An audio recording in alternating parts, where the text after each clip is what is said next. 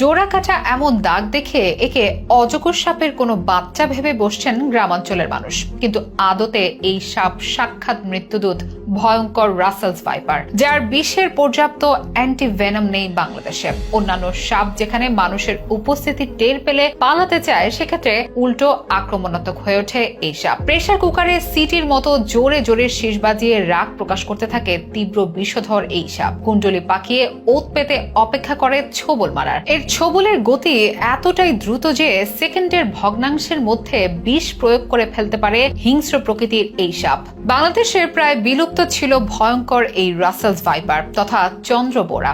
কিভাবে আবারও বাংলাদেশের আনাচে কানাচে ছড়িয়ে পড়েছে প্রচন্ড বিষধর এই রাসেলস ভাইপার, কোন কোন লক্ষণগুলো দেখলে বুঝতে পারবেন আপনার আশেপাশে রয়েছে তীব্র বিষধর এই সাপ, কিভাবে শনাক্ত করবেন এই সাপ, আর কিভাবেই বা চিনবেন রাসেলস ভাইপারের আবাসস্থল, কোন পরিবেশে বসবাস করতে পছন্দ করে এই সাপ, কিভাবে প্রকৃতির সাথে মিশে ক্লেমোফাজ ও শিকার ধরার ফাঁদ তৈরি করে এরা, এই সাপে আক্রান্ত হলেই বা করণীয় কি, সেসব থাকছে বিস্তারিত আয়োজনে।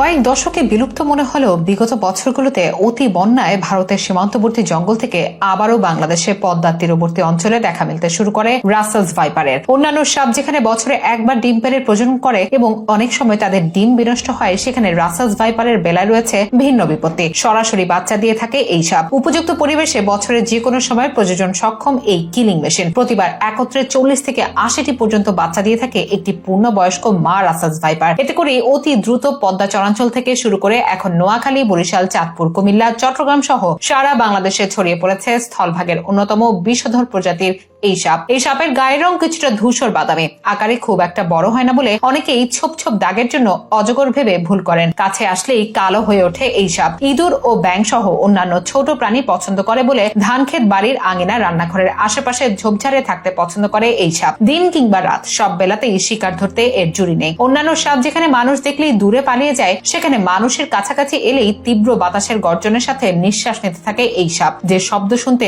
অনেকটা প্রেসার কুকারের শব্দের মতো মনে হয়। আর তখনই আত্মরক্ষার পজিশন নিতে কুণ্ডলি পাকিয়ে আক্রমণের জন্য প্রস্তুত হয় এই সাপ। আপনার আশেপাশে এমন কোন শব্দ টের পেলে সেখান থেকে সটকে পড়ুন সন্তর্পণে মাটির দিকে চোখ রেখেই। রাতের বেলা ঘরের বাইরে প্রকৃতির ডাকে সাড়া না দিয়ে বরং ঘরেই সম্পন্ন করার চেষ্টা করুন, কারণ রাতেই রাসেলস ভাইপার ঘরের কাছাকাছি চলে আসে, এমনকি রান্নাঘরে প্রবেশ করতে পারে খাবারের সন্ধানে। ঘরেও এমন কোন শব্দ শুনলে দ্রুত সাপ উদ্ধারকারী সংস্থায় খবর দিন। বাড়ির আশেপাশে, বিশেষ করে রান্নাঘরের আশেপাশে ঝোপঝাড় পরিষ্কার রাখুন। কোনোভাবে এই সাপে আক্রান্ত হলে দ্রুত আক্রান্ত স্থান পরিষ্কার করে আলতো করে ব্যান্ডেজ করতে পারেন, কিন্তু যত দ্রুত সম্ভব রোগীকে নিকটস্থ উপজেলা স্বাস্থ্য কমপ্লেক্সে নিতে হবে। রাসেলস ভাইপারের বিষের মাত্রা এতটাই তীব্র যে সঠিক সময়ে চিকিৎসা না পেলে মৃত্যুর ব্যাপক ঝুঁকি রয়েছে। এমনকি সুস্থ হবার পরেও এই সাপের কামড়ে মৃত্যুর রেকর্ড রয়েছে। বাংলাদেশে ইতিমধ্যে ব্যাপক হারে আক্রান্ত হচ্ছে গ্রামাঞ্চলের মানুষ, তাই পর্যাপ্ত সতর্কতা ও বন বিভাগের যথাযথ পদক্ষেপে এই বিপদ থেকে বাঁচতে পারবে দেশবাসী।